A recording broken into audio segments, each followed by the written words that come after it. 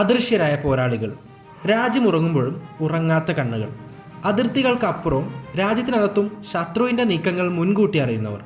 Indian intelligence ഏജൻസികളെക്കുറിച്ച് നമ്മൾ ഒരുപാട് കേട്ടിട്ടുണ്ട്. എന്നാൽ ഇവയുടെ തുടക്കം എവിടെയായിരുന്നു? ലോകത്തിലെ തന്നെ ഏറ്റവും പഴയ രഹസ്യാന്വേഷണ ഏജൻസികളിൽ ഒന്നാണ് ഇന്ത്യയുടേതെന്ന് നിങ്ങൾക്കറിയാമോ? നമ്മുടെ ചരിത്രം തുടങ്ങുന്നത് 1887-ലാണ്. ബ്രിട്ടീഷ് ഭരണകാലത്ത് റഷ്യൻ അധിനിവേശം ഭയന്നാണ് സെൻട്രൽ സ്പെഷ്യൽ ബ്രാഞ്ച് എന്ന പേരിൽ ഇന്നത്തെ ഇൻ്റലിജൻസ് ബ്യൂറോ IB രൂപീകൃതമായത്. പിന്നീട് 1920-കളിൽ ഇത് ഇന്നത്തെ രൂപത്തിലുള്ള IBയിലേക്ക് മാറി.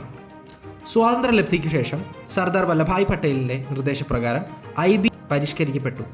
ആഭ്യന്തര സുരക്ഷയും വിദേശ രഹസ്യാന്വേഷണവും അന്ന് IBയുടെ കീഴിലായിരുന്നു. എന്നാൽ 1960-കളിൽ ഇന്ത്യയെ സംബന്ധിച്ച് കടുത്ത വെല്ലുവിളികളുടെ കാലമായിരുന്നു. 1962-ലെ ചൈനീസ് യുദ്ധവും 65-ലെ പാക് യുദ്ധവും നമ്മുടെ ഇൻ്റലിജൻസ് സംവിധാനത്തിലെ പരിമിതികൾ തുറന്നുകാട്ടി. വിദേശ രാജ്യങ്ങളിൽ നിന്നും കൃത്യമായ വിവരങ്ങൾ ശേഖരിക്കാൻ ഒരു പ്രത്യേക വിഭാഗം ആവശ്യമാണെന്നാണ് അന്നത്തെ പ്രധാനമന്ത്രി ഇന്ദിരാഗാന്ധി തിരിച്ചറിഞ്ഞത്. അങ്ങനെ 1968 September 21-ന് research and analysis wing അഥവാ RO പിറവിയെടുത്തു. ഇതിൻ്റെ ആദ്യത്തെ നായകൻ RN കാവോ ആയിരുന്നു.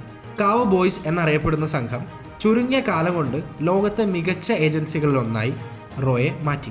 റോയുടെ ഏറ്റവും വലിയ നേട്ടങ്ങളിലൊന്നാണ് 1971-ലെ ബംഗ്ലാദേശ് വിമോചന സമരം.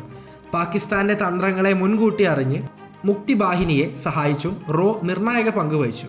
അതുപോലെ സിക്കിമിനെ ഇന്ത്യയുടെ ഭാഗമാക്കുന്നതിലും റോയുടെ ബുദ്ധി പ്രവർത്തിച്ചു. സൈനിക ഇൻ്റലിജൻസ്, സാമ്പത്തിക കുറ്റകൃത്യങ്ങൾ തടയാനുള്ള എൻഫോഴ്സ്മെൻറ്റ് ഡയറക്ടറേറ്റ്, ED, ഭീകരവാദത്തിനെതിരെ പോരാടുന്ന NIA എന്നിങ്ങനെ ഇന്ത്യയുടെ സുരക്ഷാ കവചം ഇന്ന് കൂടുതൽ ശക്തമാണ്. പേരും മുഖവുമില്ലാത്ത ആയിരക്കണക്കിന് ഉദ്യോഗസ്ഥരുടെ അധ്വാനമാണ് നമ്മുടെ രാജ്യത്തിൻ്റെ സുരക്ഷ. ചരിത്രത്തിലെ പാഠങ്ങൾ ഉൾക്കൊണ്ട് പുതിയ സാങ്കേതിക വിദ്യകൾ ഉപയോഗിച്ച് അവർ ഇന്നും നമുക്കായി കാവലിരിക്കുന്നു.